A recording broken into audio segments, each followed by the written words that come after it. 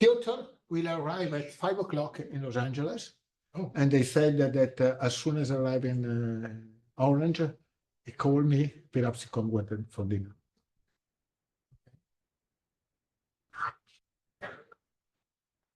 Okay. Okay, we go. Will you log into this? Darren?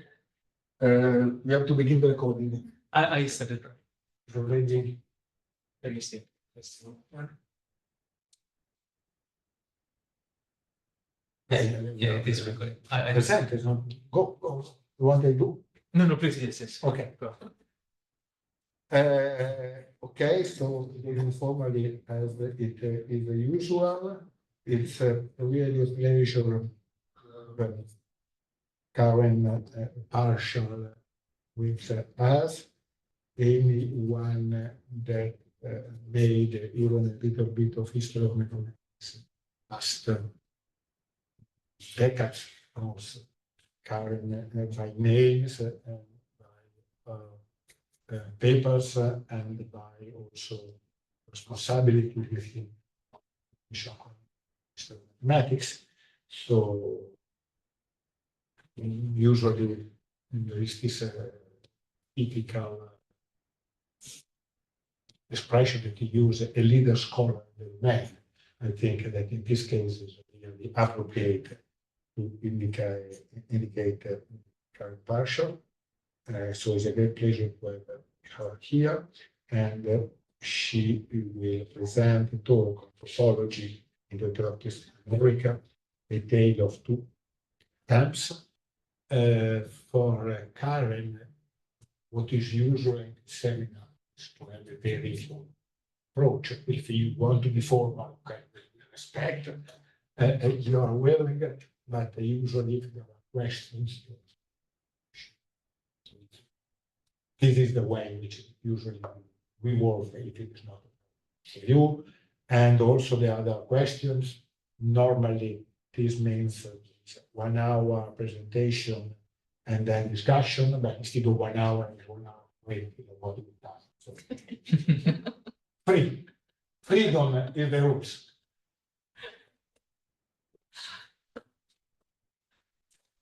Thanks, Marco, and thanks for the invitation. It's a real pleasure to be here at Chapman. I have never been here before, so it's really nice to see the campus, and I had a chance to see someone that I knew a long time ago, Daniela, your president, so that was a lot of fun too. So so Marco says, it's informal, but it's okay to be a little bit formal. I'll probably be a little bit formal. It's totally fine to interrupt, but so don't worry about that. But I thought I would just kind of, before I start in on the talk per se, I just wanted to give you a little bit of sense of the context for this talk. So I worked on a book which came out 2 years ago now on it's called The New Era in American Mathematics, 1920 to 1950. And so in that book, I was trying to look at all 30 years of all of those 30 years, and to try to trace not only the mathematical developments, but also the social developments, the political developments, how the mathematical community interacted, how it dealt with World War II, all of these things, and to try to give as complete a picture as I could of a pretty long and formative period in the history of American mathematics. So what I'm going to do today is kind of just focus in on one tiny bit of that, and that's topology. And I'm not even going to cover topology in all of them. Well, first of all, I'm not going to cover topology really, but look at the Americans and some of what they were doing in the first 2 decades of that 30-year period. So I'm going to focus really on the 1920s and 1930s. So that's kind of where this sits in broader perspective. Okay, so first of all, in that period, they didn't call it topology. They called it analysis situs. So we would call it topology. It was considered nevertheless in 1920, in the 1920s, as maybe the most well-known aspect of American research mathematics. Why do I say that? When Richard Courant was asked by the Rockefeller Foundation, so Courant at Göttingen, the Rockefeller Foundation asked him to give him his assessment of mathematical America. They were in the process of trying to decide where to put some of their money. And they decided that mathematics might be a reasonable place, but they didn't, I mean, they're not mathematicians and they didn't have any real idea whether this would be a good investment. I mean, is the American mathematical community strong enough in the 1920s for this to make a difference? So they sought outside expertise. So they go to Courant, who's the director of the Mathematics Institute in Göttingen at this moment. And when he wrote back, a pretty detailed letter in 1927 back to the Rockefeller Foundation, he said that topology is, he called it analysis C2, so, is the one mathematical field in which America has had perhaps the greatest success. So that's a quote from his letter to the Rockefeller Foundation. But topology in this time period came in two flavors, and that's where the title of my talk comes from. I'll call it two flavors. They often called it two camps, two rival camps even, and we'll talk about that more as the talk goes on. But so what are these two flavors? One of them is combinatorial topology. That's what they called it, combinatorial topology. We would call it algebraic topology. And just loosely speaking, that treated space as comprised in some sense of visible building blocks that were stuck together in particular ways. So just do some hand waving over what algebraic topology is. It asked just how those building blocks were combined, so the name combinatorial topology. What were their combinatorial properties? How were they combined? So it's not combinatorial like we usually use that word nowadays. So that's the type of topology, though, that Courant was talking about when he made this statement. That type of topology was sort of founded in the US by Oswald Veblen, who had gotten his Ph.D. at the University of Chicago and had done his work in this kind of topology at Princeton. So his first job basically was at Princeton, and he was one of the people responsible for building the program at Princeton into pretty much what we know of today. Who was the director of? He was also, he wasn't of the Institute, you mean? No, the supervisor PhD. Who was his PhD supervisor? E.H. Moore.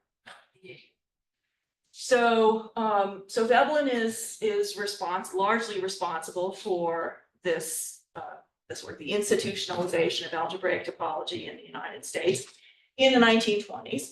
But that mantle kind of passed to Solomon Lefschetz by the 1930s. Lefschetz was Veblen's colleague at Princeton. So the reason that mantle shifted is because Veblen's interest shifted.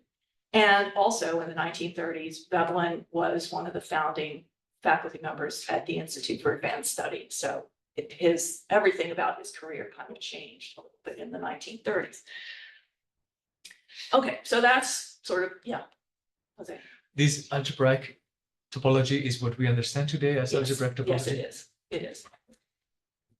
Okay, so that's the one kind of topology. That's the one camp.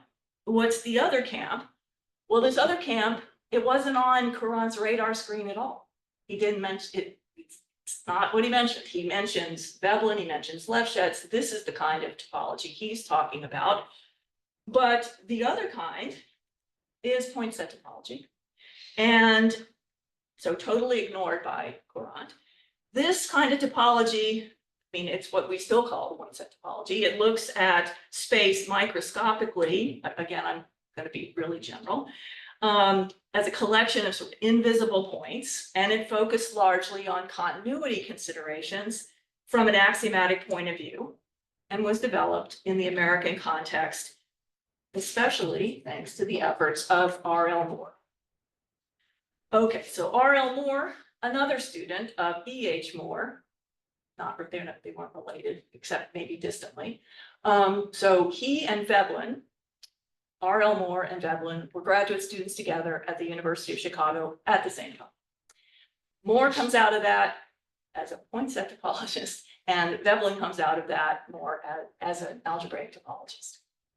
Both of them come out of it with a strong idea, which they got directly from their advisor, E.H. Moore, that axiomatics were important. And so both of them approached their strains, their camps, their flavors of topology from an axiomatic point of view.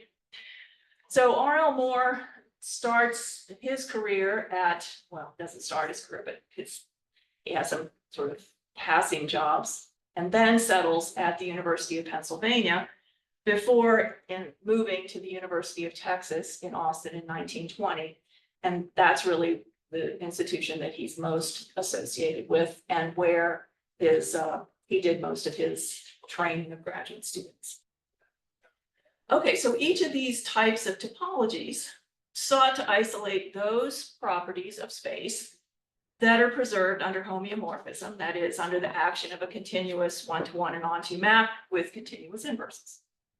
So each thus also dealt with properties of geometrical figures that remain invariant under a map. All right, so over the course of the 1920s, and unbeknownst to Courant, these two types of topologies developed in the United States. They were led by strong-minded mathematicians. Now, Veblen, he was a strong-minded mathematician, but he was also very sort of easygoing. This is not the case with Lefschetz. Lefschetz was very combative, and it's largely because of Lefschetz's attitudes that we have these two camps that felt like they were at odds with each other, and I'll give you some evidence of that in just a minute. Okay, so two types of topology. John Klein was a student of R.L. Moore and was also a professor of mathematics at Penn, University of Pennsylvania. That means that his closest collaborators, so to speak, or closest colleagues, closest topological colleagues, were the topologists over at Princeton. About 70 miles between the two of them. They went to things together and so on. But they're in two different camps. J.R. Klein is absolutely a point set topologist. He's a card-carrying point set topologist, whereas Lefschetz is absolutely not. So here's the first example that I'll give you of the kind of conflict that these two camps had. All right, so it's March of 1925, and Lefschetz had run into Klein at an AMS meeting. And in addition to running into Klein, he had run into a recent Ph.D. student of Klein's named Harry Gaiman. So another point set topologist trained by Klein. Lefschetz learned from Gaiman that he was going to go down to Texas to work with R.L. Moore. Lefschetz said to Gaiman, oh no, you don't really want to do that. You want to come over to Princeton and learn our version. So this generated a fair amount of correspondence, and it actually wasn't so pretty, this correspondence. So Moore says in a letter to Klein that Lefschetz promptly wrote to tell him that he had strongly urged Gaiman to go to Princeton first in order to get all he could from the local analysis C2's gang before going to you. As Lefschetz saw it, that would be a very excellent thing for both gangs, the local and yours, Since then, Gaiman could go down to Texas and thus establish the bridge, etc. Lefschetz's query, what do you think of it? So he's asking more, what do you think of this plan? Drew a very sharp rebuke from Moore. As to what I think of it, and Moore was just as sharp a personality in that camp as Lefschetz was in the other camp. So when I read this quote this way, it's pretty much how I think R.L. Moore would have been thinking about it. As to what I think of it, it doesn't sound sincere to me. If Gaiman wants to go into the Princeton line of analysis C2, let him go with his eyes open. But don't let him go with his eyes half shut, led by some pretense that in that way he'll be better prepared to come down here. Started on a definite line of work. If he wants to continue that line, let him do it. If he doesn't, let him do that. And you can see the emphasis that he's put in underlining these words. You can imagine him writing it going, Hey, the poor guy. What made the poor guy? poor Gaiman, I did not want to be a student. Yeah, well, so Gaiman is, yeah. I hope that we will never do something like that to you. Right. So Gaiman ends up staying a poinset topologist. He does go down to R.L. Moore. I don't know exactly how he navigated this whole situation with Lefschetz, but let's just say he didn't spend time in Princeton. He went down to Texas. But he made a career then? Yeah. I mean, so a lot of these names that I'm going to be telling you, people that I'm going to be telling you about from the 1920s are likely topologists you haven't heard of. They were successful in their context. They were known in their context. They were cited. They wrote papers. They published in the journals, and but they didn't. There's no Gaiman's theorem. Well, there may be, but nobody knows. They may have called something or other Gaiman's theorem. Anyway, so J.R. Klein couldn't have agreed more with his advisor, R.L. Moore, about this whole situation. He said in a letter to Moore, "This whole matter makes me mad." Now, Klein was much more laid back. He was much more diplomatic. He was for more than 10 years the secretary of the AMS in the 1940s. So he had a more diplomatic personality, but this did make him mad. It's enough to look at the picture I know, to understand this. exactly. Also, I the love other that. guy has a fierce. I know. I love that picture of Klein. And I mean, Moore, he's scary. I mean, very stern. Okay, so how does Klein see this? He's got this student. He's proud of what his student did. And now he sees Lefschetz and the other gang over at Princeton trying to lure him away from the poinset topology side. As Klein put it to Moore, the Princetonians hoped to convince Gaiman that our line was highly specialized, while theirs was less so. Moreover, they announced that they didn't appreciate our type of analysis C2s, and so it was for our own good to have the two bridged, et cetera, et cetera. And this word bridged comes up in the correspondence in the 1920s between these two camps all the time. They just really didn't understand each other.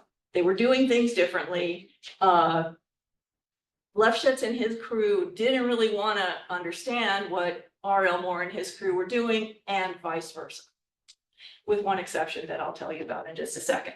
So, but these people, I suppose that it's true that in this period there were perhaps less conferences in the time that they met at different conferences, so they presented things one in front of the other. Yep. So, I mean, these guys were all right. So they didn't get around as much as we get around now, obviously, but everybody on the East Coast went to the AMS meetings, which were always held in New York, and they were held once a month with the national meeting, except in the summer. But the national meeting was always in December, and they were always getting together there. But it was a much smaller community then, obviously. They all knew each other. And so these rivalries were known across the entire community. So you can imagine, and there's some correspondence to this effect of mathematicians of other kinds, algebraics, saying, glad I'm not a topologist because those guys don't get along. And they really didn't get along. But it's largely because of the two formative personalities, Lefschetz on the one hand and R.L. Moore on the other hand.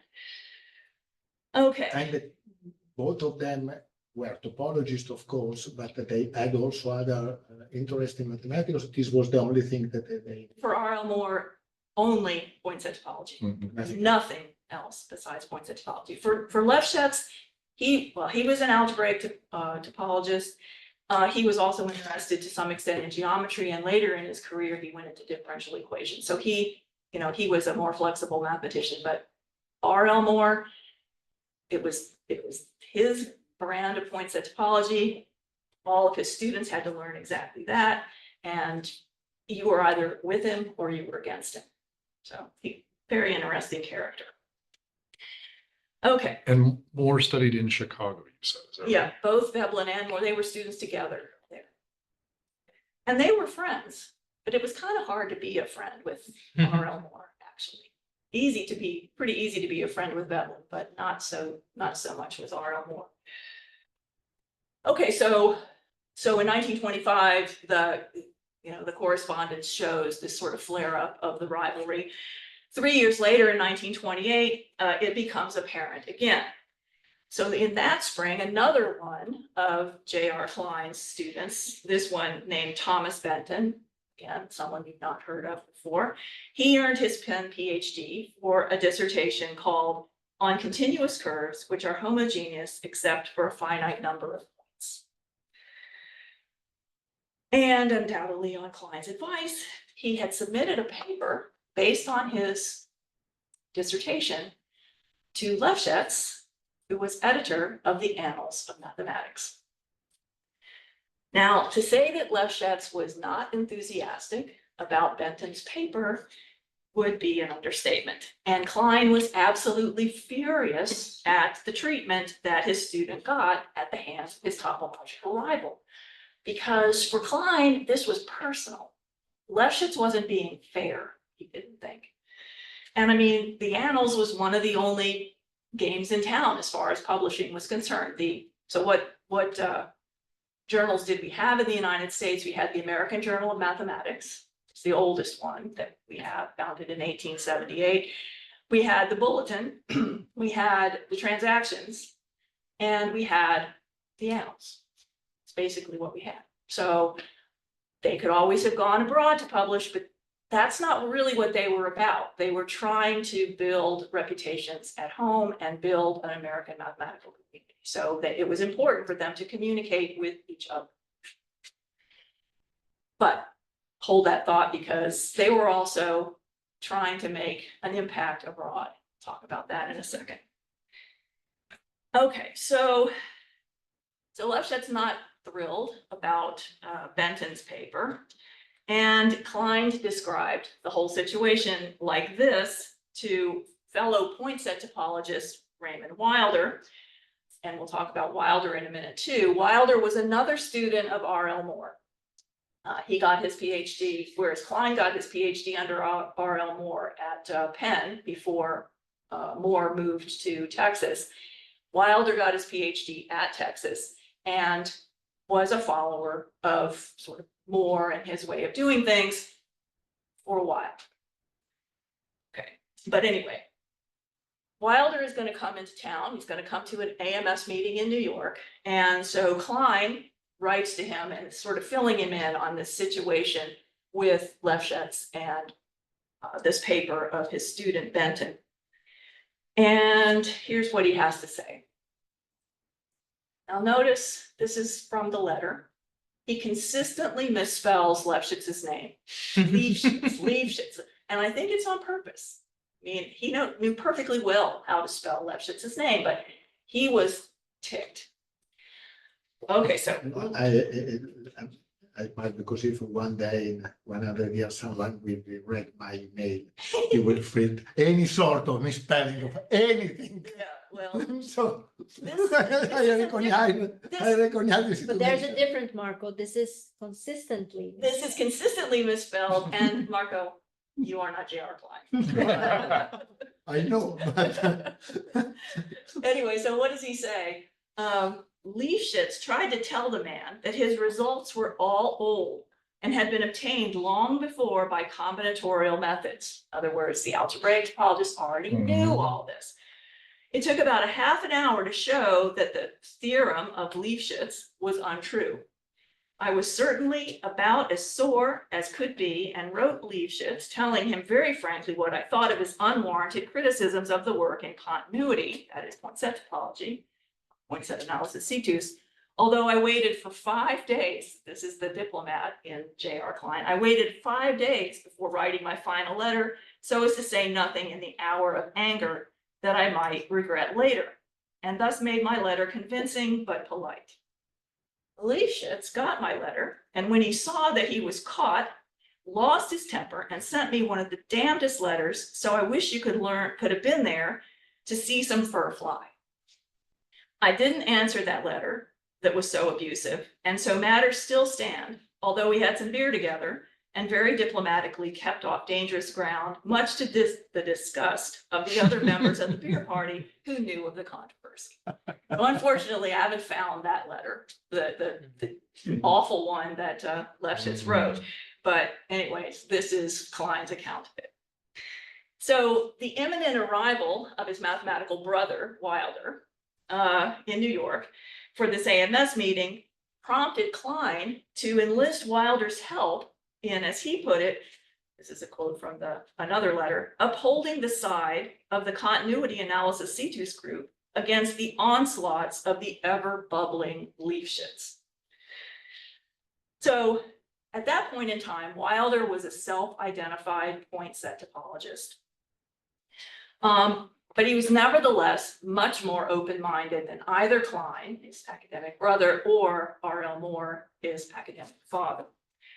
And he was also way more open-minded than was Lefschetz. So this guy is kind of he's going to play the role of a mediator or try to between these two camps, I would say. Didn't they have peer review? Yes. But the editor still had Yes. the ultimate. Yes. So again, hold that thought because they're going to broach that very subject. And I'll give you the quote in just a second. So this is how this is how Wilder reasoned about the situation with Klein, who was clearly upset about it all. I don't think there's any question, but that there are results and methods in combinatorial analysis situs in higher dimensions that we have got to take account of, we, the point set theorists, or at least that it seems wise to take account of. This seems particularly to be the case where the relation of sets to their complements are concerned. As to internal properties of a set, I think the topological method is the more powerful, that is, the point set method. Probably such matters as the relations of sets to their complements can be handled by continuity methods alone, but the combinatorial people have been working in higher dimensions for a much longer time than we have. And if there's anything they have found out that we can use, I think we ought to. So, let's not just close out everything they've done. Let's see what they've done. And, they've likely been able to go farther than we have in certain directions, given their methods. So let's check it out. So that was his diplomatic position in between.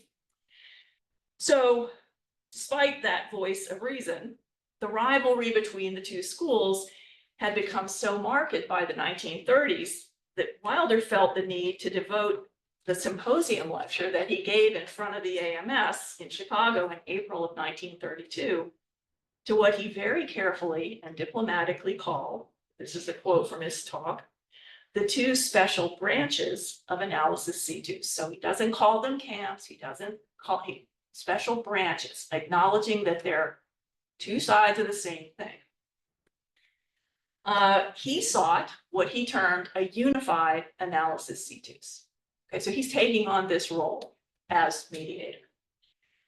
As he explained, while there had been separate accounts of each of the two types of topologies, R.L. Moore in 1929 had given his AMS Colloquium lectures on point set topology.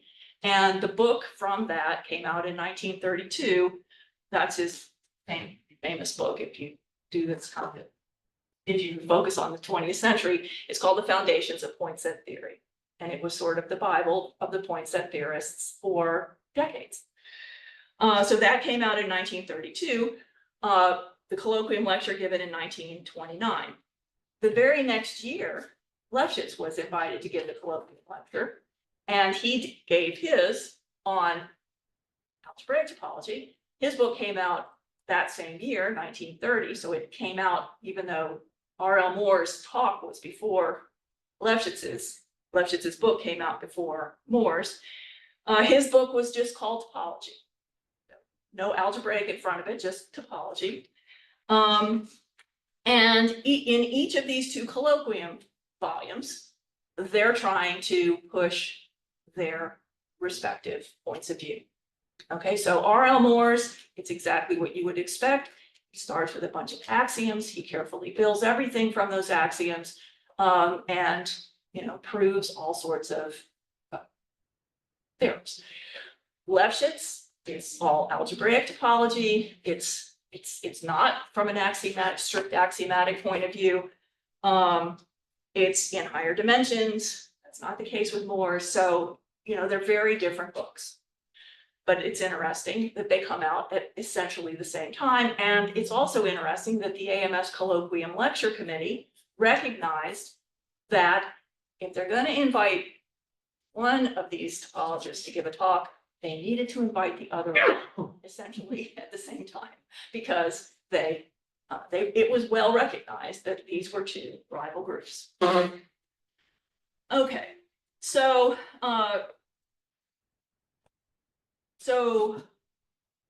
those two books are out there. Wilder comes along in April of 1932 and is giving this symposium lecture. We don't have those anymore, but they were founded in the 1930s.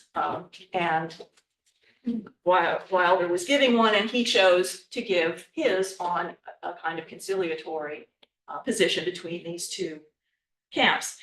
He says, there has, as yet, been no report before this society which makes clear the relations between these two schools, he says, of analysis situs. Why there are two schools and what is the difference between them, nor is it evident that any but a few topologists are aware of the tendency, which has become manifest within the past few years, for the lines of demarcation between these branches, again, he's being very careful with this language, of analysis situs to disappear. They invented the commas are yours or in the origin? No, that's the quote. Yeah, so he's just being very careful. Talking about branches of the same discipline. I mean, that's really what he's trying to say. It's two different approaches, but it's the same field. We shouldn't be fighting each other. But there was some fundamental theorem on which they disagreed in some sense. No, not a fundamental theorem, but it was the whole approach. But there was no result. No, it wasn't that at all. It was just the whole way of doing things. The kinds of questions they were asking and answering. They were just on like different wavelengths. Okay, so in his symposium lecture, Wilder kind of took as his appointed task trying to make these explanations, try to explain what's going on here. But still, he had to acknowledge with a certain amount of resignation that there are reasons indeed for believing that many topologists do not approve of this tendency of these two approaches to converge. Whether for aesthetic reasons, and that gets to your question, it was really aesthetic, or because of their faith in the power of their own methods. It was certainly that too, because it was a rivalry going on here. I don't know, he says. I don't know really what it is, but it's a combination probably of all of these things. The word topologist here means just point set. Or this means both? This means both. Both. Whenever Wilder uses the word, Yeah. he's using it as an umbrella term because he views it as one area that should not be divided up into these two rival approaches. So now the word topology appear, there's no more analysis status. No, that's right. And it had already appeared in the title of Lefschetz's colloquium volume. He calls that, the title of that book is Topology. And the title of R.L. Moore's book, he gave the lectures before, but the book came out later, is later than Lefschetz's anyway, Foundations of Point-Set Topology. But he's still using that sort of adjective to modify topology. In Europe, the word topology, Brouwer, for example, used topology already. Mixture. I don't know. I don't know extremely well, but I think he did both. I mean, the And word, the controversy was not between two camps in topology, but between two, as you know, camps in foundations. Oh, that is okay. yeah, As I said, the word topology were used in. I don't know that. I He's think, usually described as the founding father of algebraic topology. Exactly. Yeah, but does he use the word topology? Does he use the word topology? I don't know that. I also don't know. But I wanted don't to think ask so. you the I question- think it was like Karen was saying. Poincaré use analysis I status. think Analysis what status, the Bayes yes. analysis you did. I think it is as he is described. I wanted to ask you the historical question. How did both camps relate to Hausdorff and Frege? So, The big initiators of topology, to my knowledge. right, Mhm. right. So if you're in R.L. Moore's camp, you follow R.L. Moore. And so all of these students, and he had lots of, they are just kind of replicating him and his ideas.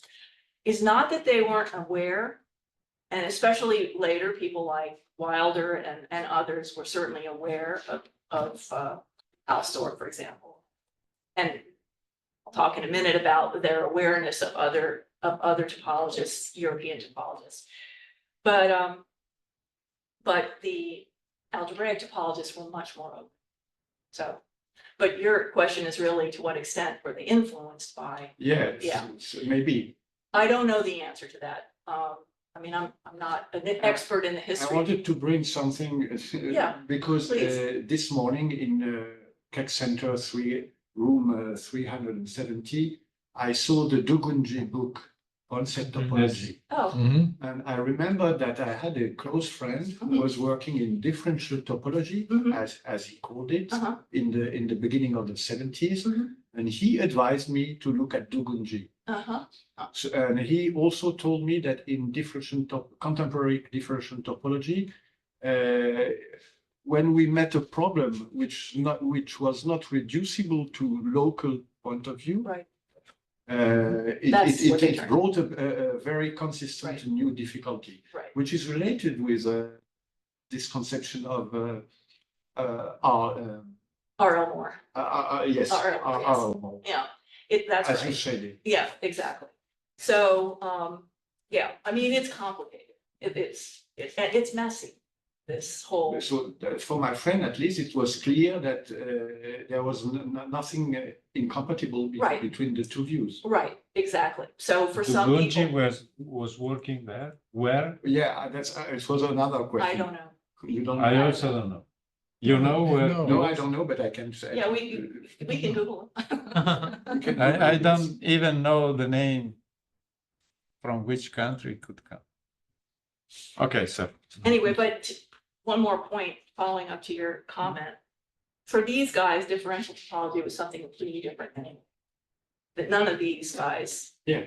They didn't, it's Yeah. something which comes later. it's something which comes later. So this, Okay. it wasn't at all, that wasn't at all what they were about. And in the US, that comes about in the late 30s and into the 1940s. Okay, so back to Wilder and his ideas here. So again, he's trying to be conciliatory in all of this. And as he says in his symposium lecture, he just says it out Right, there is only one branch of mathematics to be known as analysis situs, or topology. And that what are known as set theoretic topology and combinatorial topology are really two methods within topology having the same aim. This is his consistent position. He doesn't have a whole lot of followers, but this is his position. So in his view, Wilder's view, this perceived split had arisen from the approaches to geometrical questions of Poincaré, on the one hand, the combinatorial topological hand, and on Cantor, on the other hand, the point set theoretic hand.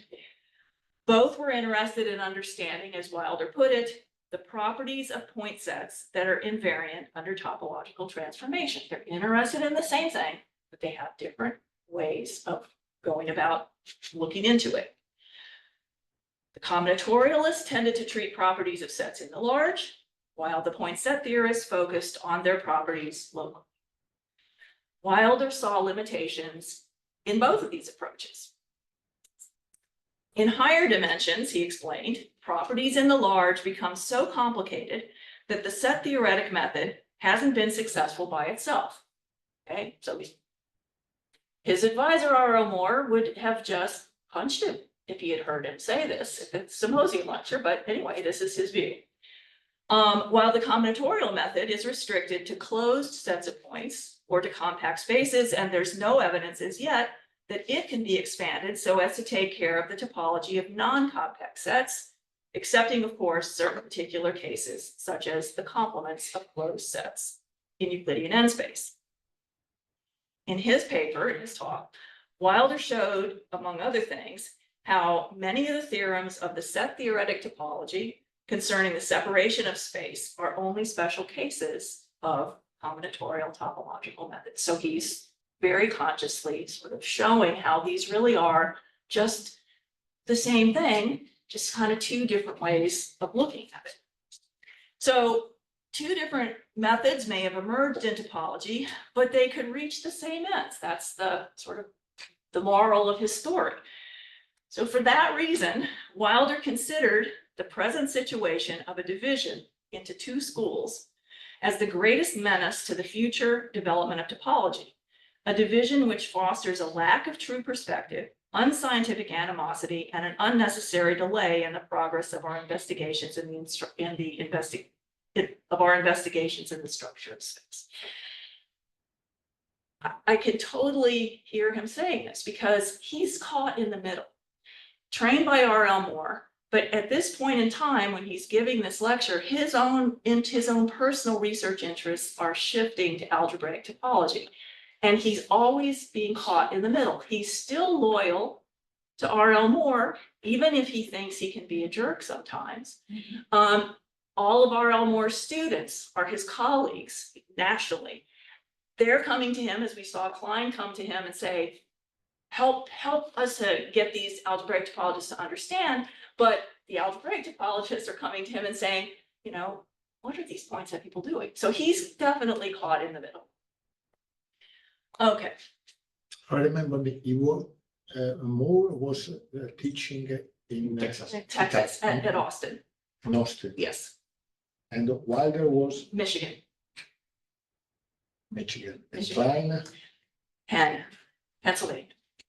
Okay. Yeah. So the two camps were also geographically distinguished? Yes. Yes. The point set topology camp was very much associated with Texas. R.L. Moore had quite a number of students. Now they fanned out, all over the country, but they tended to remain pretty loyal to his point of view. But yeah, the point set camp was associated with Austin, and the algebraic topological camp was associated with Princeton. Michigan is the conciliator between the two. So Wilder probably could feel freer because he was away. I think so. And there's Not captured by the other camp because he was also That's right. See, and Klein, poor Klein, I mean, he's right there, and Penn and Princeton, they're in each other's back door. And so he was constantly running into these guys. Wilder, you're right, he's got a nice buffer around him. But his correspondence is very interesting because he comments on all of this often. And you, as you read his correspondence, you really understand him as a diplomat and as somebody who's just got his interest in, let's make topology a strong field in the United States. Let's not fight with each other. So anyway, despite his best efforts, though, this broader sense of an animosity between two camps in topology in the US still persisted. When George Berkhoff wrote his account called 50 Years of American Mathematics for the AMS Semicentennial in 1938, he still delineated American topology into two camps, and he delineates it very strictly. So by 1938, at least G. Berkhoff still saw this as a problem. And the division wasn't limited to the United States. Internationally, too, two brands of topology had developed. Maybe I should say at least two brands of topology had developed. And American topologists of both persuasions made it a point to participate actively in the international arena. So let me sort of branch out from, am I going, is it okay? Yeah, it's. All right. It's no problem. We're being No, casual, right? the only thing is that I tell also this to all the speakers. Mhm. This is a graduate program in mathematics, philosophy, and physics. Mhm. So we discovered a distinction. Physicist speaks 45 minutes. Uh-huh. Mathematician 1 hour, philosophy 2 hours. And- So you and decide and historians. you decide who you are. You decide You get to who set your you own are. standard for Yeah, historians. Yeah, okay. So as I told Marco in preparing for this, I always prepare these things and I time them, and this times at 50 minutes if there's no discussion. So, okay. Anyways, Go. so, There's no. all right. Well, if you guys get sick of listening to this, you just, Yeah, give me the It's very timeout. interesting. Give me the timeout sign. Okay. So, so what about the international view of all of this? Let's start with point set topology. While the school of point set topology was growing in the US, at roughly the same time and totally independently, Polish school of exactly the same kind of topology was developing. So let's shift our focus to Poland for a minute.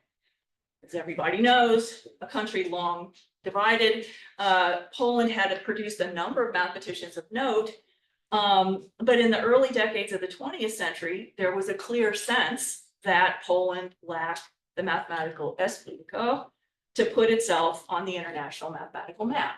I mean, they wanted to, but they just didn't feel like they were together. Writing in 1911 on the occasion of the Fourth Congress of Polish Naturalists and Physicists, the Polish set theorist and point set topologist Sierpinski had noted that while 5 Polish professors of mathematics took part in that Congress, they all worked in completely different areas. There was, nobody could talk to each other because they were doing completely different things. They were like oases in what was essentially a Polish mathematical desert, as Sierpinski saw it, and Sierpinski found that situation absolutely unacceptable. As he later put it, there had been no collaboration, no mutual control. There were mathematicians known for their work abroad, but there was no Polish mathematics. My conclusion was that it would be better if a greater number of mathematicians worked in one area. So Sierpinski soon found himself in a position to try to make that vision for Polish mathematics into a reality. 2 of his younger contemporaries, his students, Stefan Mazurkiewicz, sorry about my Polish pronunciation, and Zygmunt Januszewski. Januszewski had been a student of Poincaré's, of Henri Lebesgue in Paris. These 2 guys took up Cantorian set theory as their area of research, and particularly its applications to topology. So at least here are two people who are doing the same thing, and they're contemporaries, they can talk to each other, so maybe something can develop. After the close of World War I, all three of these mathematicians, Sierpinski, Mazurkiewicz, and Januszewski, found themselves at the University of Warsaw, working in close concert on their areas of mutual mathematical interests. By the 1920s and 1930s, others, like Kuratowski and Bronislaw Knaster, both students of Mazurkiewicz, had joined the Polish topological ranks. So now we're beginning to get a kind of critical mass of point set topologists in Poland. And an interesting manifestation of that is the founding of a journal specifically for their work. So Fundamenta Mathematicae was founded in 1920, but as early as 1917, Januszewski had articulated in print the idea of forming, this is a quote, a strictly scientific journal devoted exclusively to one of those branches of mathematics in which we have many outstanding, really creative workers. Such a journal, in his view, would accept articles in each of the four languages considered in mathematics as international, namely English, French, German, and Italian, and would contain, aside from original contributions, translations of those articles which are valuable and were not published in international languages, above all in Polish. So part of the goal of this journal was to get Polish ideas that had been published in Polish out to the broader international community. In so doing, the journal would become indispensable for everyone working in that branch of mathematics, find readers everywhere, and attract serious collaborators from abroad. So those were the goals for the journal. The journal targeted specific areas, specific mathematical areas, and they were set theory, topology, mathematical logic, and the theory of functions of a real variable. So not exactly a specialized journal, but not a journal that would publish everything. Those were the four areas that it focused on. So Fundamenta succeeded in defining the kernel of what would become recognized as a Polish school of point set topology. But it also served as a critical line of communication between Polish and especially American topologists.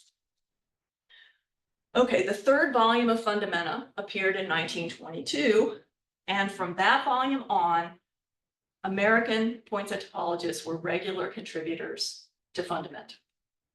From which year? 1922. From the third volume on, and Thanks. you know, if you look through those volumes, you see that, yeah, and it's building steam. They become regular publishers in Fundamenta. They're Of both the camps. no, just the point set. The people. point set. Just the Point point set people. No, they more. Hold that thought. The algebraic topologists published elsewhere. I bet you can guess where, given what I've already told you, so I'll let you ponder that for a minute. Okay, so the first Americans to publish in Fundamenta in 1922 were, not surprisingly perhaps, R.L. Moore and his student J.R. Klein. And just as those American point set topologists were reading the work of the Poles, so the Poles were responding to research of the Americans. For example, yeah, that's their paper. Kuratowski. In 1923, the year after Klein and Moore had published their two papers in Fundamenta, Kuratowski's read them, and he writes his own paper, which also appears in Fundamenta, citing examples from Moore's paper of the year before, and also citing papers that Moore had published in the Bulletin of the AMS and in the Transactions of the AMS. So Kuratowski is reading the American journals. He also cites in his paper here works, results of Veblen and results of Norbert Wiener. So he's definitely reading the Americans. 4 years later, in 1927, Kuratowski and Knaster took their results directly to the AMS's bulletin and published a paper there in English. Okay, so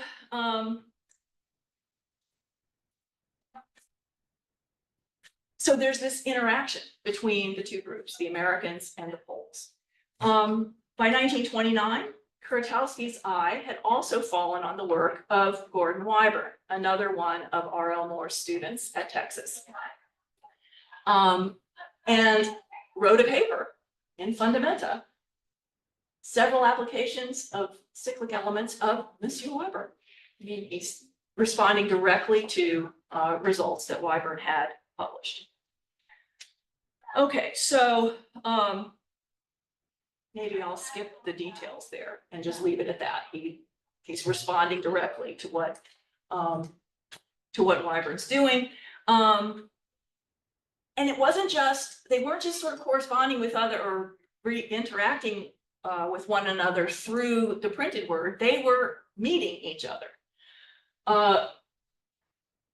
Wyburn went to Poland and he sought out Kuratowski.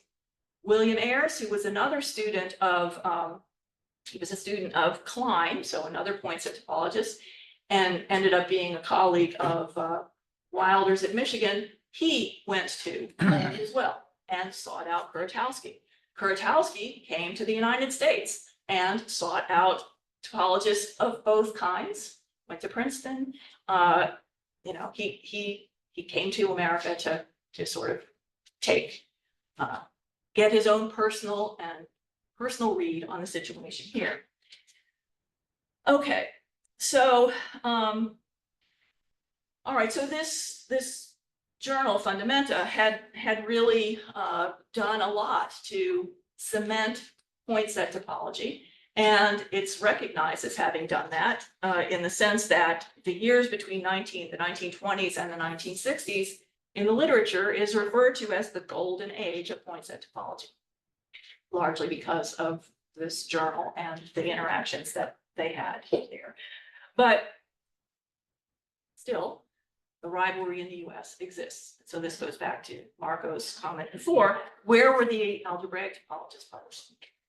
Well, Lefschetz was the editor of the Annals of Mathematics. That's where they were publishing. And his co-editor was the algebraist Joseph Wedderburn. But Wedderburn stepped down after only 3 years, so there's Lefschetz, and he's calling all the shots. And it was, the Annals was soon recognized as the United States' strongest mathematical journal. Going back to another comment earlier, it shouldn't come as any surprise to you now that Lefschetz was a very active, hands-on editor. He really ran this journal. He had a clear sense of what was and what was not publishable. And for the most part, although not exclusively, poinsett topology is not publishable in the Annals. So let's look at one example of poinsett topology not being publishable in the Annals, and then I want to show you a really interesting example of poinsett topology that Lefschetz actually thought was worth publishing in the Annals. So the one not worth publishing in the Annals was the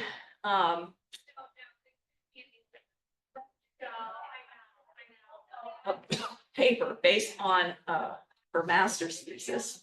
No, sorry, not her master's thesis, but a paper based on her dissertation of Beatrice Aitchison.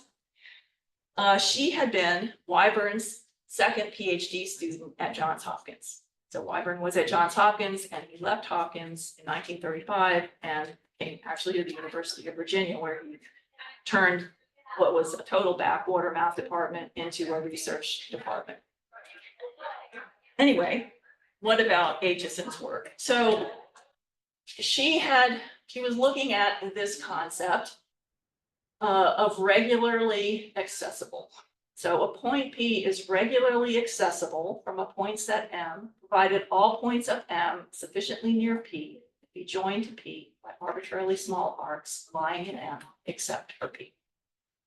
lots of this work in point-set topology is based on things like this that they define, and then they look at what they can, get out of it. In particular, what she did was to provide a systematic development of a large number of previously known results. This is a quote from the introduction to her paper about regular accessibility, as well as substantial generalizations of many of them. So just given what she says in her introduction, you have to have maybe a little bit of sympathy with Lefschetz, because she says she's talking about previously known results. And really what she's doing in the paper is giving some generalizations, but okay, so maybe it wasn't the most original of work.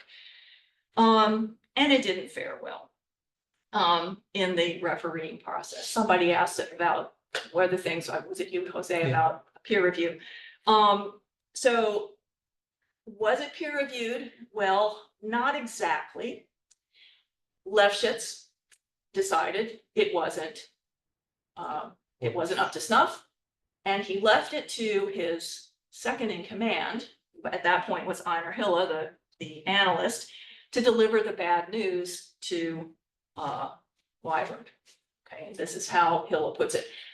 The printing situation of the Annals of Mathematics is unfortunately such that only a very good paper has any chances of rapid publication, meaning less than 9 months, and that the ordinary publishable paper usually cannot be accepted for publication owing to lack of space.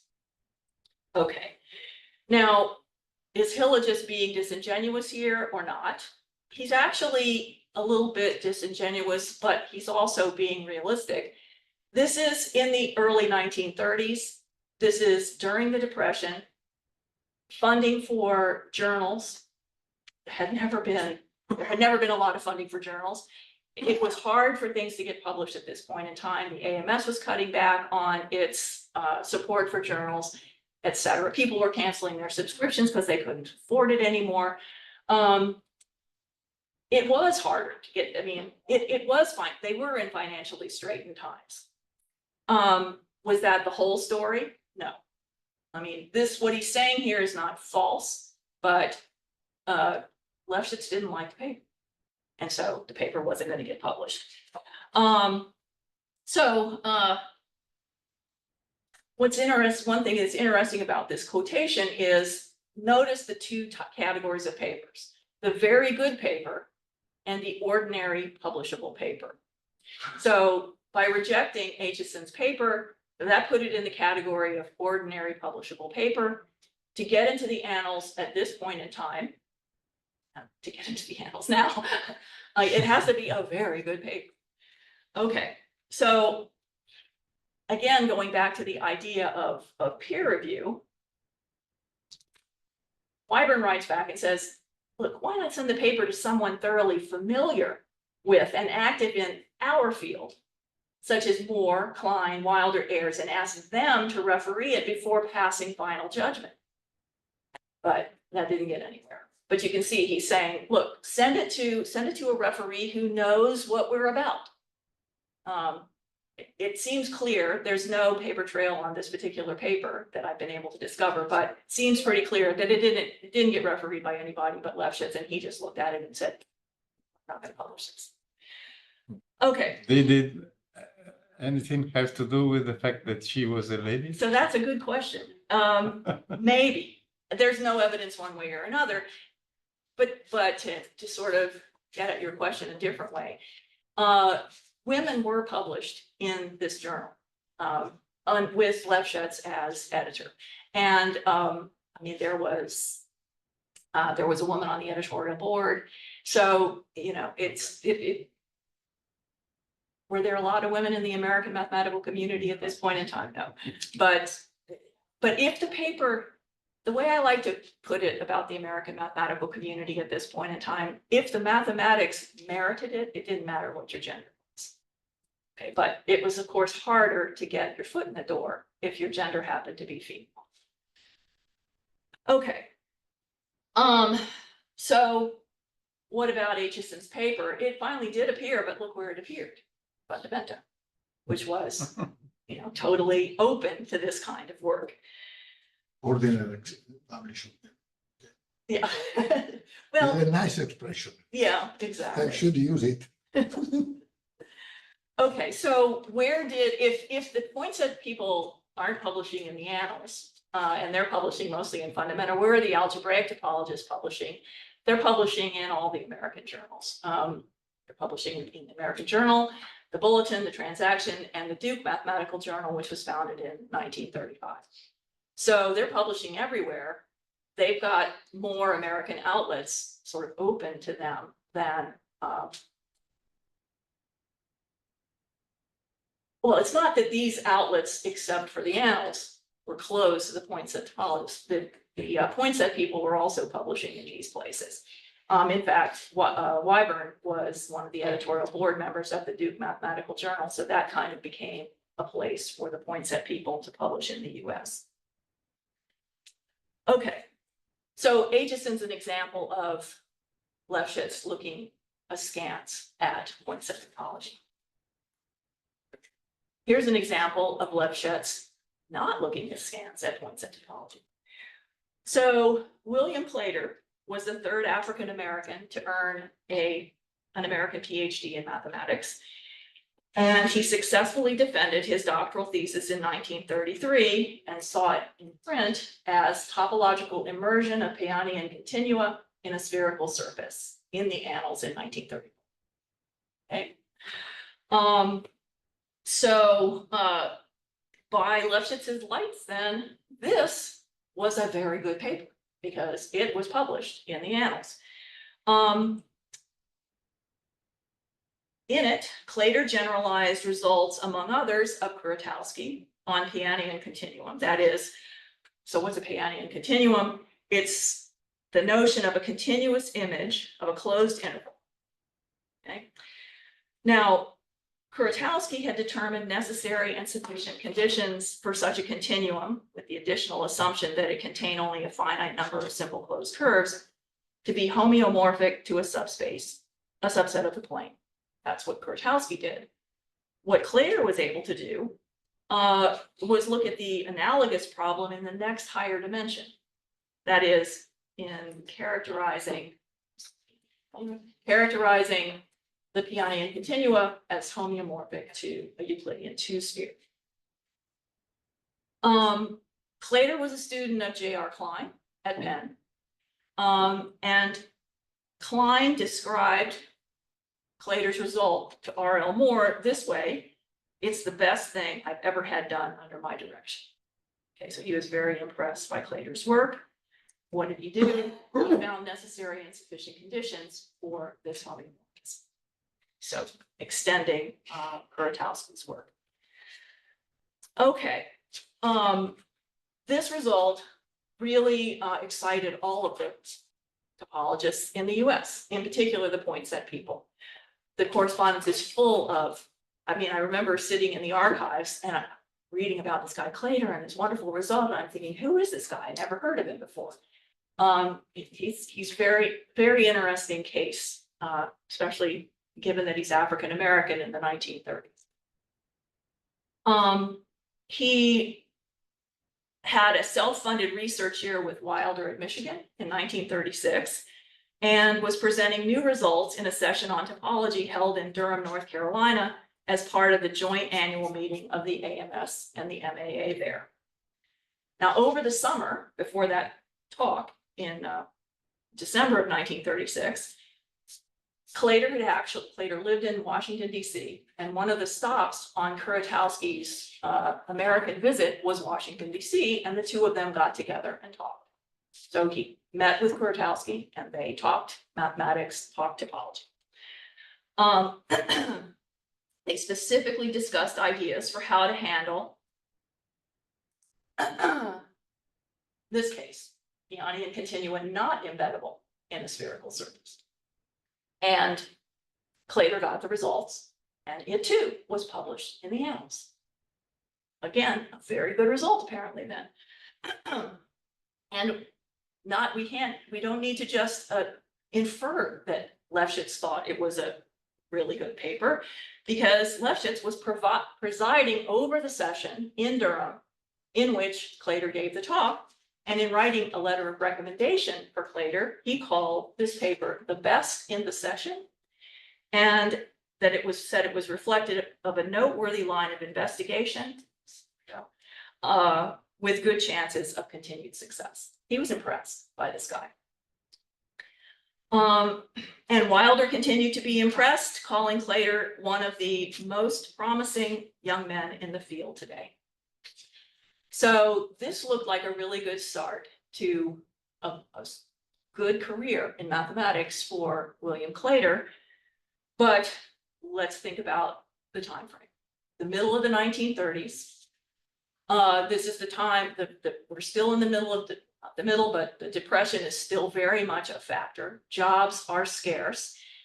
There's a huge influx beginning to come of European refugees, at least from the point of view of some Americans, snapping up the few available jobs that were there. And Claytor's African American.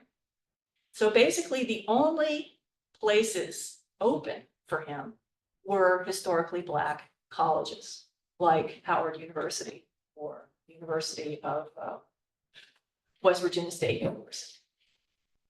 So he tried to make it on his own. He gets a fellowship. There was a fellowship program called the Rosenwald Fellowship, specifically targeting African Americans. He got one of those fellowships, allowed him to go to Michigan, where he worked with Wilder. And Wilder and all of his other colleagues in the Michigan math department, when that 2-year fellowship was up, they really pushed the Michigan administration to hire Claytor into the math department. The whole math department. And some of the members of that math department, like T.H. Hildebrandt, were pretty conservative, but the whole math department was behind this initiative, but it failed at the level of higher administration. So Michigan did not get its first African-American mathematician in the 1930s. And when that sort of fell through, there really wasn't any place where Claytor could go. So he manages to stay on in Michigan for another couple of years doing piecework, like grading for the extension school at Michigan.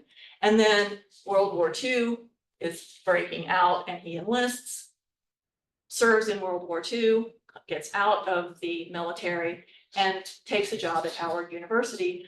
But these 2 papers I told you about, both of which were published in the Annals, they ended up being the only 2 papers he ever published. So it's a story like maybe 5 years before its time. If he had come about 5 or 6 years later, like David Blackwell, his story could have been very different. Okay, so No problem. okay, all right. I'll try to. I'm just going to skip some. I'm going to skip some of these. No stress. No. Okay. Relax. Okay. We only discovered that you are a philosopher. Okay. Well, you know, historians and philosophers. They're closer than historians and mathematicians more than historians and physicists. So, all right. Okay, so let me just explore it a little bit. And let's look for just a second at the Annals as a publication outlet for algebraic topologists. So, as I said, Lefschetz is the editor. So all of his students publish there. No problem. He's directed their PhDs. Obviously, it's very good work. It's going to be published in the Annals. Who are the referees? Lefschetz is the referee. This is really not so good. It's a good thing we have peer review now. But they aren't obviously the only ones. Alexander Veblen at Princeton, he publishes regularly in the Annals. Eilenberg, after he emigrates to the United States from Poland, publishes there regularly. Alexandrov, who had come to the United States in the 1920s on a National Research Council fellowship, which was financed by the Rockefeller Foundation, he was publishing there, and Edward Keck, among others. So but all of them came to the United States? Alexandrov definitely came. Keck, I'm not sure. Well, to answer your question, I'm not sure if he had already come to the United States when his first paper was published in the Annals, but he did come to the United States in 1946 for sure because It's a remarkable group. yeah, it's a of people. very remarkable, right. Yeah, Princeton had a big conference in 1946 to celebrate its, I guess it was its bicentennial. And in mathematics, they had the mathematicians contributed to that big celebration with a big conference, international conference, with hand-picked people to come and speak on the different areas of mathematics, and Keck came over for that at the invitation of Princeton. So I know he came in 1946, but I'm not sure he had been here before that. Okay, so while Lefschetz is directing the Annals, he's also been president of the AMS. And when he's stepping down as president, this is in Durham in December of 1936, the same Durham meeting where he heard and presided over the session Claytor spoke in. His retiring presidential address was called The Role of Algebra in Topology. And he says in that the assertion is often made of late that all mathematics is composed of algebra and topology. It's not so widely realized that the two subjects interpenetrate so that we have an algebraic topology as well as a topological algebra. So his talk aimed at to show a reasonable blend of the algebraic and topological points of view, and as much of a blend of that as possible. So you can see he's definitely not taking any kind of a point set topology approach in this talk. So this talk allowed him then to sort of highlight in his retiring presidential address a lot of what he termed the many recent, very interesting results in combinatorial topology. So again, let me skip over some details here. In particular, he was commenting on some work that Alexander and Albert Tucker, both at Princeton, had done, but let's just skip over that. And go to another international scene. So the first International Topology Conference was held in Moscow in September 1935. And this was organized by the Russian mathematicians with help of their colleagues around internationally. And from the United States, they asked Lefschetz to help them bring American topologists over to Russia for this meeting. So it's maybe not surprising that there aren't particularly any points at topologists at this meeting, at least American ones. But Sierpinski was there, Mazurkiewicz was there, Kuratowski was there. They're all point set theorists, but they're not Americans. But Lefschetz, again, in his defense, he had followed the wishes of his Soviet hosts and sought representation from the American point set topologists, but they just weren't going to negotiate with him. So when he wrote to Wyburn, inviting him to come to this meeting, Wyburn was pretty cool in declining the invitation, and Lefschetz replied, "It's only fair to say that the decision to invite you didn't belong to me alone, but was arrived at jointly with my Moscow colleagues. This is one more proof of the fact that your work is appreciated considerably farther east than the Atlantic coast." So he tried, but the point set people weren't going to participate, so that's their loss. But this picture doesn't have everybody who was at the conference, so let me just tell you the 10 Americans who did go. I've highlighted the Americans or the ones working in America who were in this picture. But the 10 who went were Alexander, Lefschetz, Marshall Stone, Albert Tucker, John von Neumann, Zariski, Garrett Berghoff, George Berghoff's son, Paul Smith, Egbert van Kampen, and Hassler Whitney. So those were the 10 Americans who were actually at the conference. Most of them had a Princeton connection. Not surprising since Lefschetz was doing the invitations.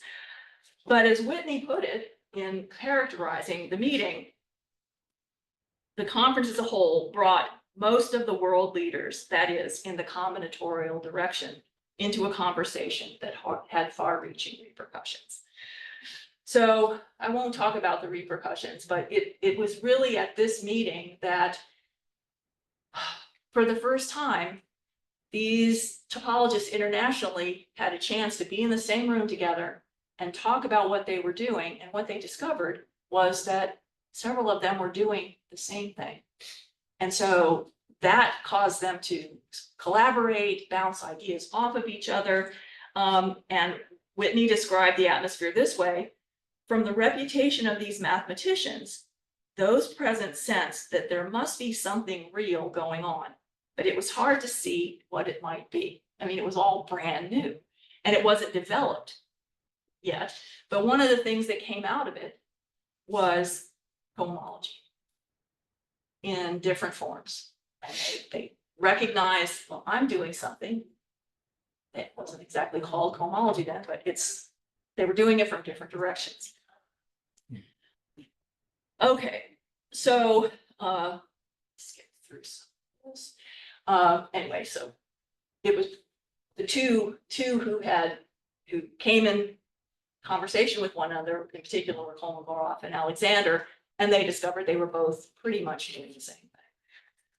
Okay, and then Whitney and Keck, they're both at the meeting too, and they discovered that they were kind of doing the same thing. And so out of this meeting, now we got two different versions of cohomology being developed. So, okay. Let's get over that. In Durham, I already talked about this conference. It's where Claytor talked. These two guys were actually on the program together. They both agreed to come, and they were at each other, which is why the arrow of opposition there. So let me just sum up by kind of giving you an overview of the two schools as they existed sort of by the end of the 1930s. So the R.L. Moore School of Points Topology, he's still very much in the figure. He has lots of students. There's Klein and Wilder sort of in the first generation, and then their students, Sippin, Wyburn, Ayers, Claytor, and ... on both sides. That there are just lots of these guys. So this is a going concern in the 1930s. The mantle, as I said before, of algebraic topology had already passed from Veblen to Lefschetz, and Lefschetz is encouraging the algebraic topologists. Alexander, Eilenberg, Steenrod, who's working in Princeton, and again, ... on both sides. This is also growing. Okay, so what's the upshot here? We got Wilder. He's still there. He's in Michigan. He's still trying at the end of the 1930s to bring these two groups together. And he throws a conference on topology at Michigan in the summer of 1940, consciously bringing people from both camps together. Still didn't solve the problem, but the point is he's still working at this and thinks that it's very important that these guys not fight. Okay, so what's the upshot of all of this for the broader picture? Roland Richardson, who's secretary of the AMS, he was secretary for 22 years, said that the center of gravity of mathematics has moved more definitely toward America. And topology is one of the areas that he has in mind. He actually has, it's not just topology. We can make this claim for analysis to some extent, algebra definitely, geometry. So the definite shift, of course, he's making this comment in 1939, and this is after two separate waves of European emigres to the US. But one of the truisms about the history of American mathematics in this period is it didn't exist before the European emigres came. But that's not true. The European emigres came and found a well-established, strong American community of research mathematicians that they were able to fit into. So our story of topology sort of bridges both sides of the Atlantic, joining these different kinds of topologists, and we've seen both kinds participating both at home and abroad. So bottom line, topology in the US in the 1920s and 1930s, it was a vibrant area of mathematics, if sometimes testy, and there was give and take within the community and across national borders that placed these topologists among the world's leaders. Sorry to go on so long.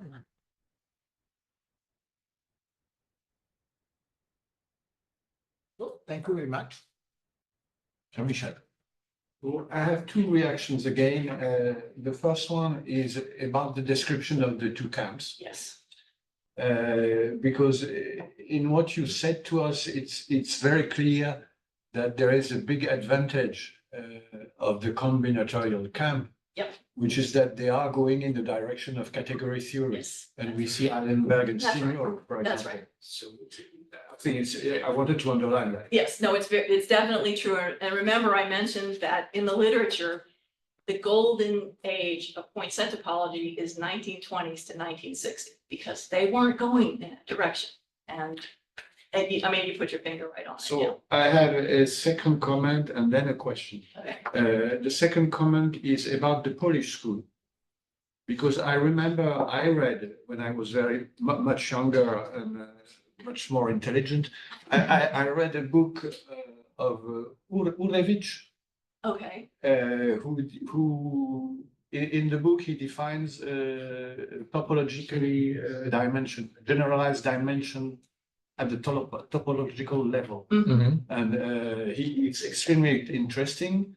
But in my memory, it's very much the point of view of point set topology. Mhm. That's his way of getting at such generalization. Yeah. So, but you didn't mention his name No. in the fundamental. No, I didn't mention his name. But, So thanks for and I mentioning. think that there is a natural affinity between Polish school and point set topology, Yes. because they were interested in subsets of the real number, Right, exactly. or in subsets in what is called now Polish spaces. Mhm. Yeah. And this is an orientation Yeah. towards point set topology rather than algebraic topology. Exactly, and and it comes out of that vision that that Sierpinski and others had of hitting on some kind of area where they could sort of focus their Yeah. energies, and those four areas that they chose, like you just said, are nicely connected, interweavable, if you will. So, and then my question is about camp, the very notion of camp, Yes, okay. because I have reflected on. Now you're asking me as a No, philosopher. I reflected on politics in Yeah. a general way, and camp is a typical notion of politics.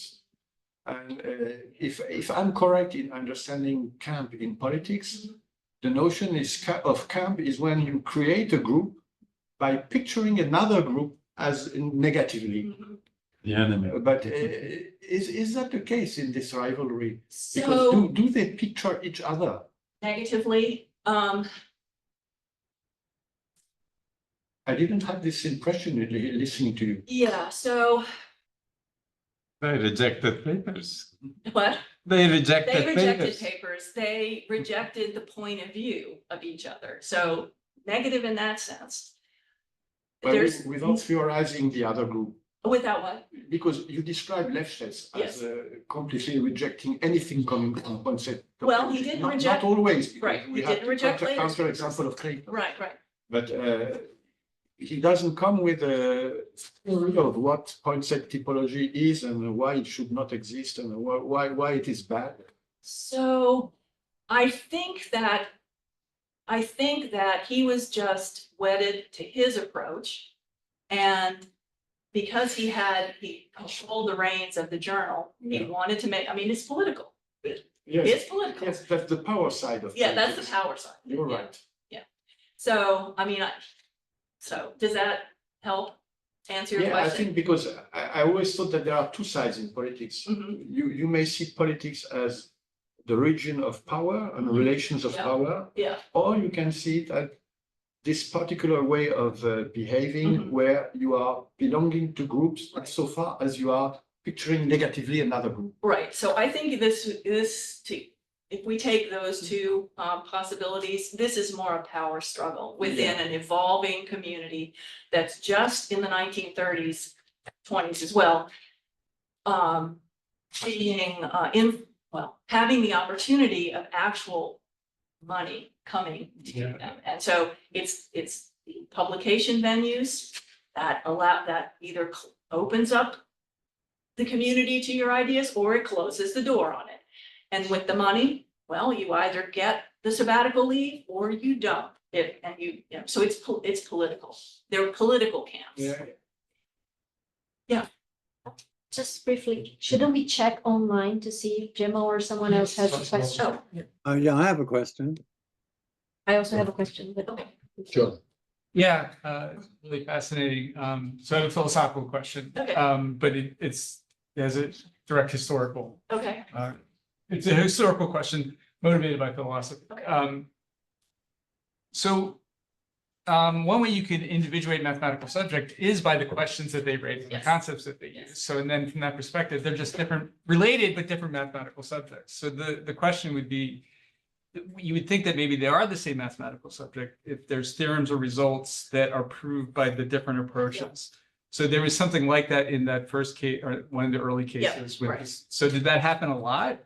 So in the beginning, especially with Wilder kind of looking for these examples of, okay, here's a result that we can prove it either this way or that way. He's looking for that because he's trying to mediate between the two. But at a certain point, the algebraic topologists don't care about it. And Wilder, becomes an algebraic topologist himself and is still trying to be a diplomat, but it becomes less of an issue.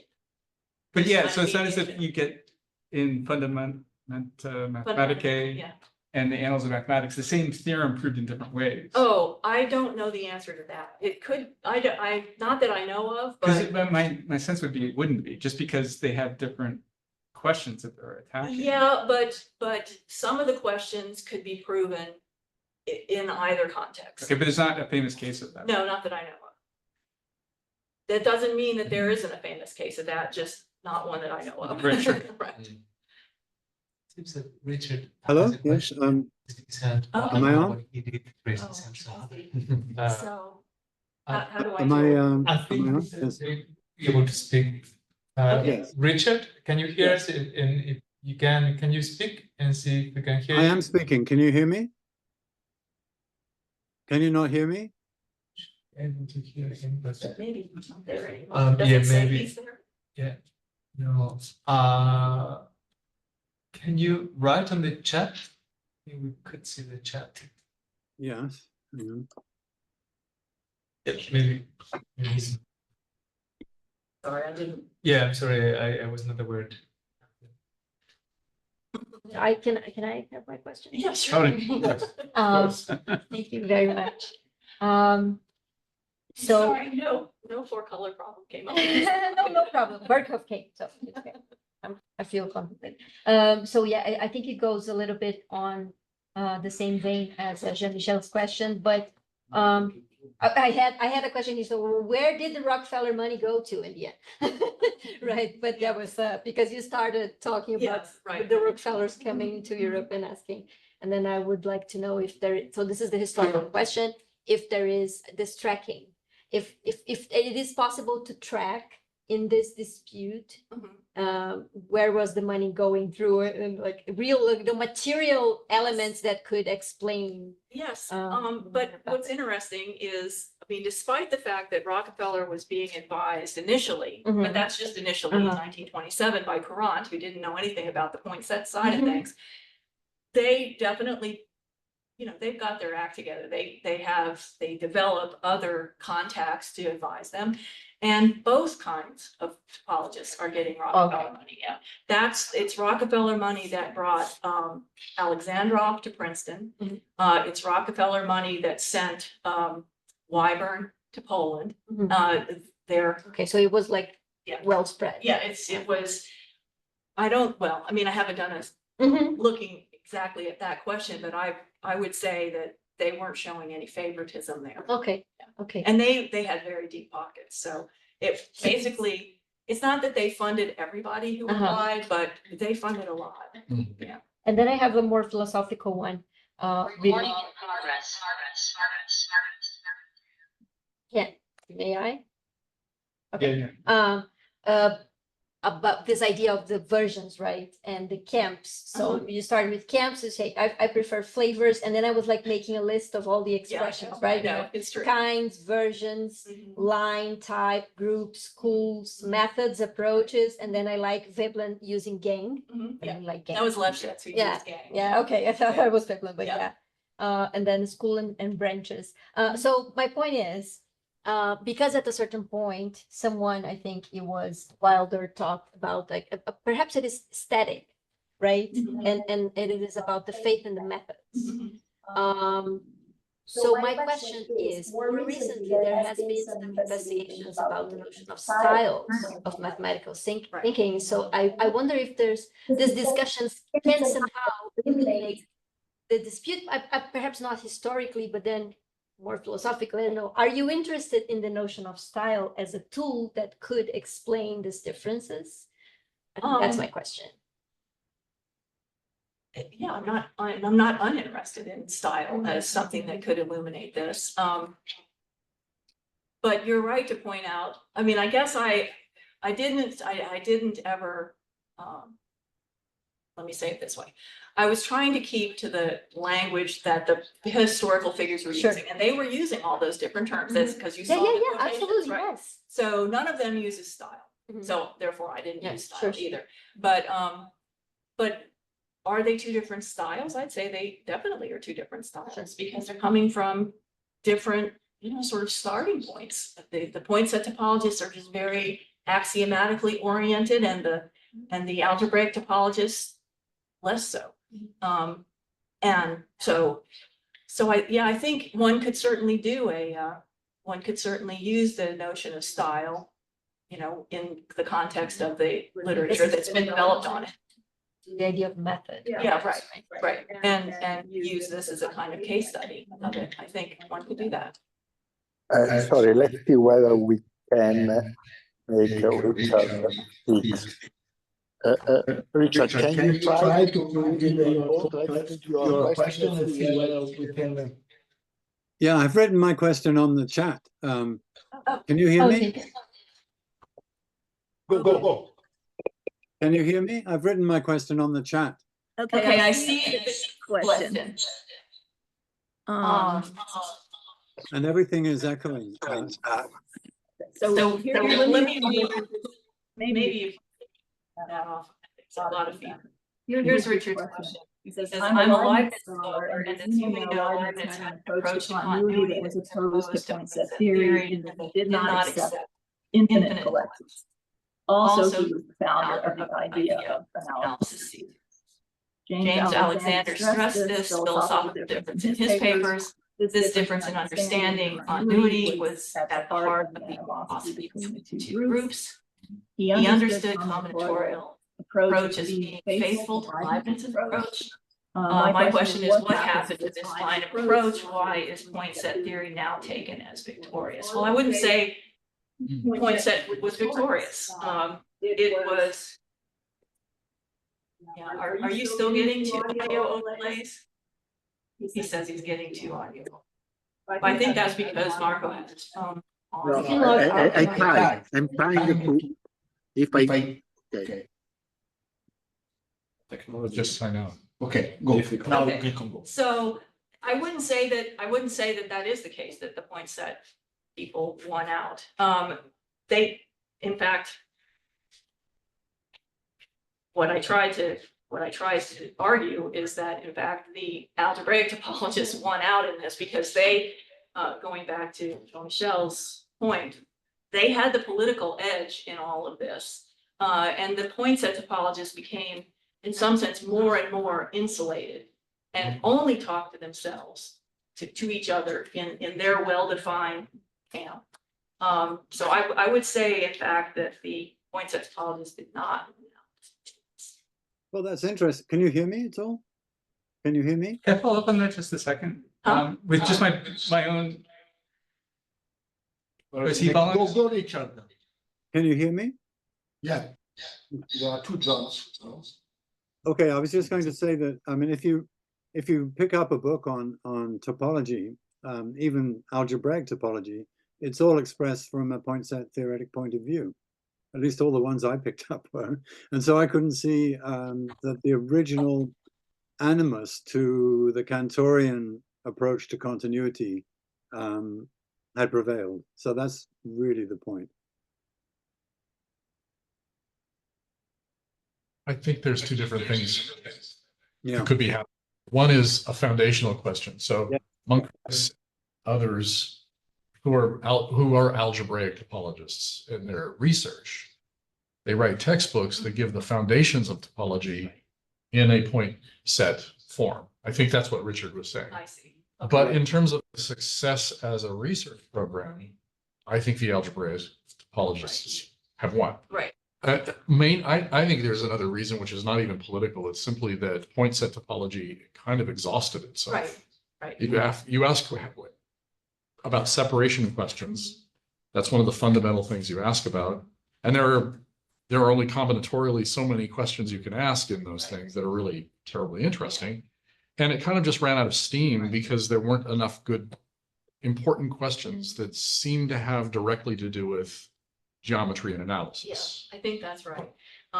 But of course, the period I'm talking about is the 1920s and 30s, and it's not Yeah, clear. Right. At that point, it wasn't at all. I had another question. You only mentioned Marshall Stone really once. Right. And what role did he play in all of this? Because he's, for somebody like me, is really kind of a bridge between point set and algebraic views of topology. Right. So he was at that conference. But the problem with Marshall Stone is that he immediately, shortly after this, goes into academic politics, and he becomes president of the AMS, and he becomes, fighting, and he's in Washington and during the war, and he's fighting for funding, and he's becoming a political player, and so he sort of drops. He doesn't really drop out of mathematics, but out of an active research. out of a more active research program. And then, of course, after World War II, he's hired at Chicago to rebuild that program. So, he's still not focusing like he was in the 20s and 30s early 30s on his research. So you're right. He could have been more active in all of this, but.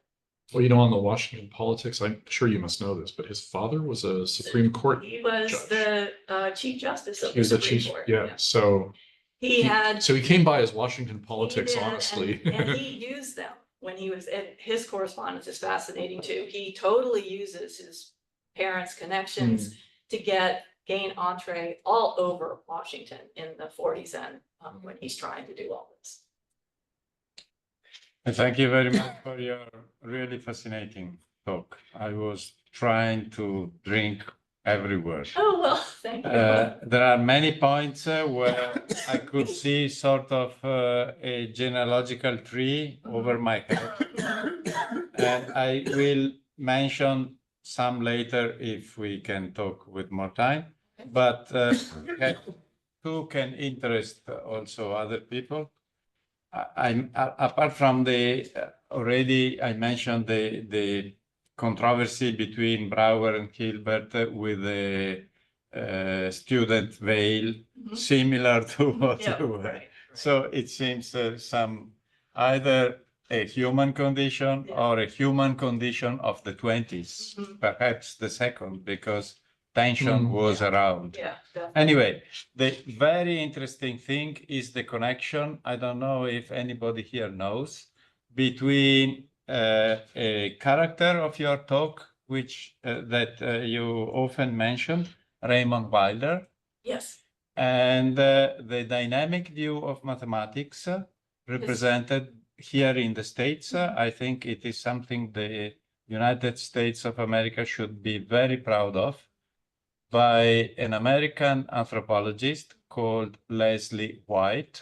Okay. And Wilder, they were both at Michigan, and Wilder learned the cultural view of mathematics from White. Uh-huh. He actually wrote a book 2 years before dying. The title is Mathematics as a Cultural System, Right. that I read when I was a student, Oh, interesting. Had it been before trans- knowing that he was a follower of Leslie White. Uh-huh. I got to know the paper by White only 5 years ago, Oh, after working 20 years in the dynamic view. So that's very funny. I think it's extremely interesting. By the way, Wilder has a daughter who was, or perhaps she still is, I don't know, an anthropologist. Ah. And that's why he got in contact with I did not know with that. Wilder, That's really sorry, with White, Uh-huh. and that's why he wrote a book.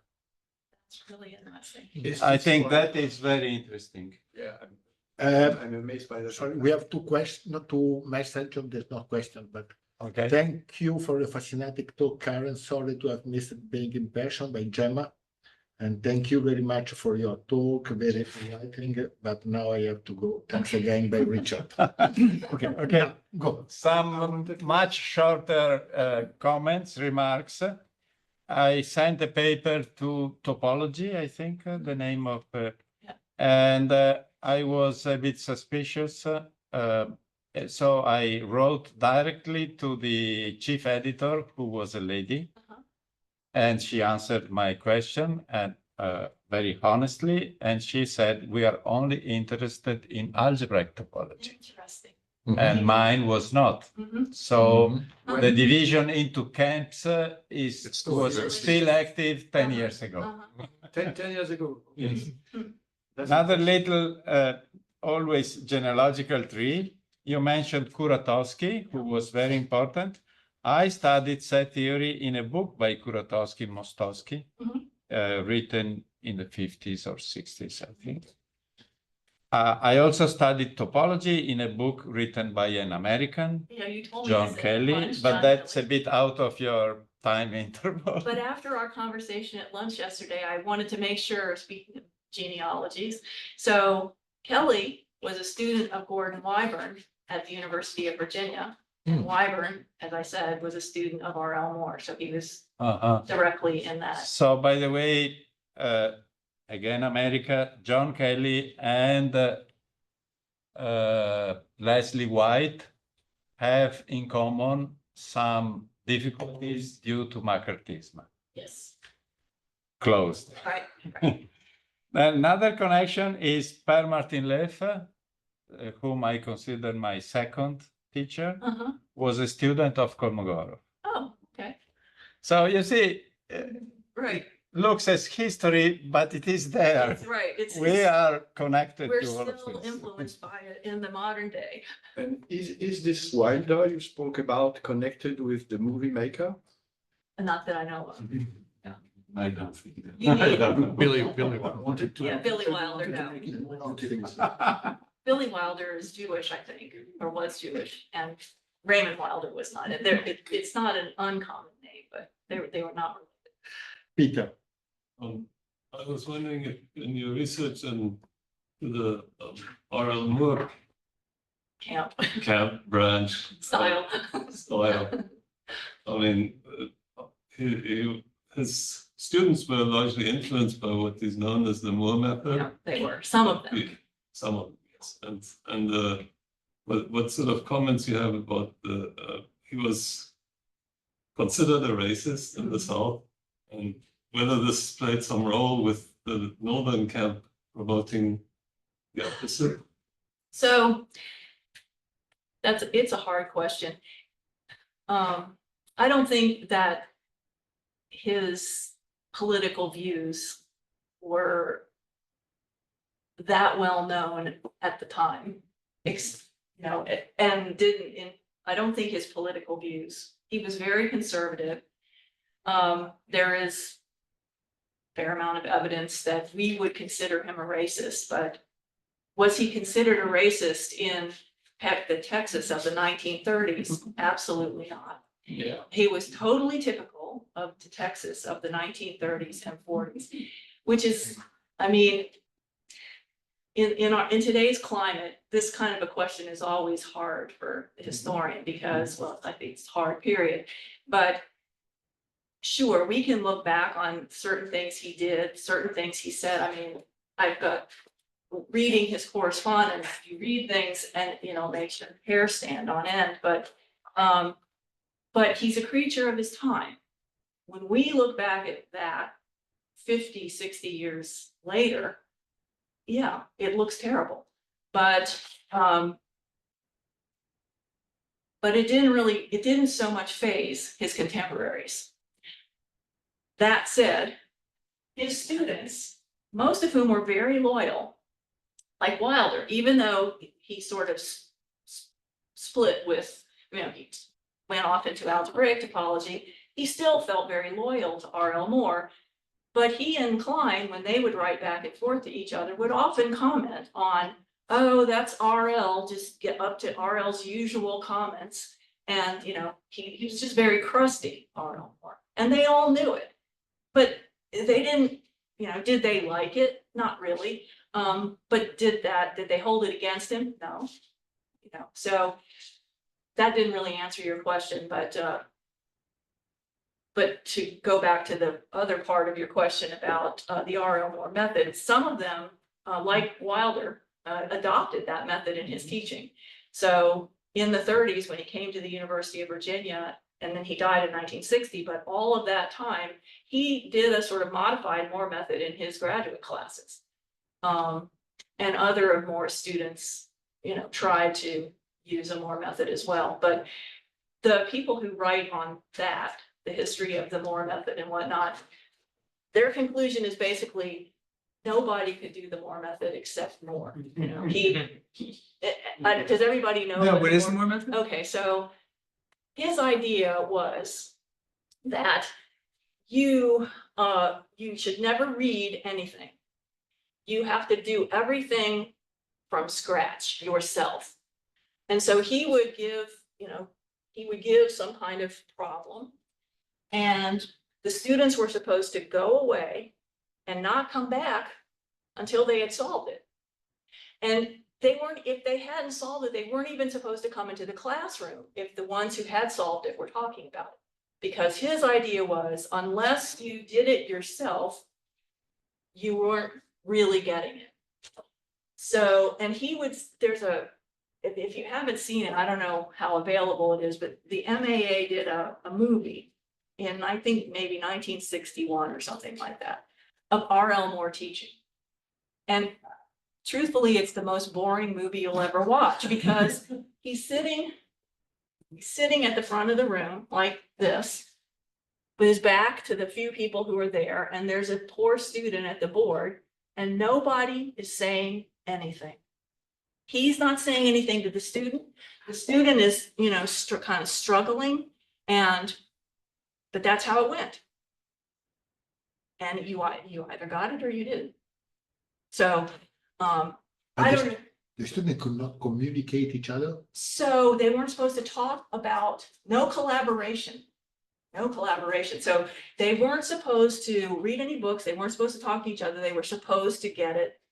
You know, it was supposed to sort of come out of their being somehow. The only mathematics that they have was the mathematics that he was teaching.